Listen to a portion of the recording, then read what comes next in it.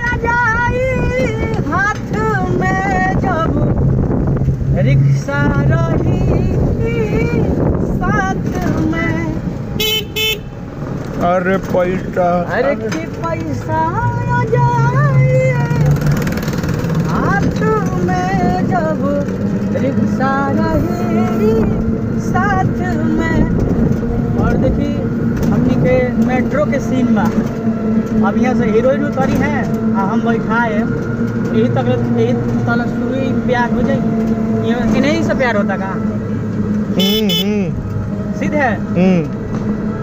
और देखिए हम लोग सेक्टर 13 में हैं।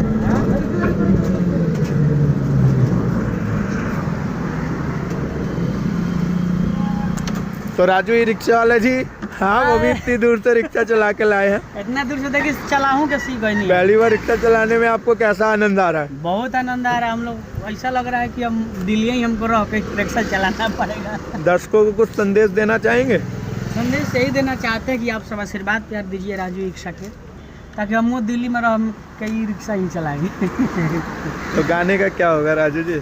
हाँ, और गाना जो कि बेस्ट गाड़ी रिक्शा पे गाना है। आप सब के आशीर्वाद तो प्यार। देखिए आप लोगों को दिखा दे रहे हैं राजू भाई के लिए रिक्शा आया है। सॉरी, इनका नाम चंदन चंचल है, लेकिन फिल्म में जिसका किरदार निभा रहे हैं और पूरे किरदार में खो गए हैं। देखिए गमछा उमछा रख के फुल रेडी है भाई। हाँ। तो 2 लाइन गुनगुना दीजिए जरा।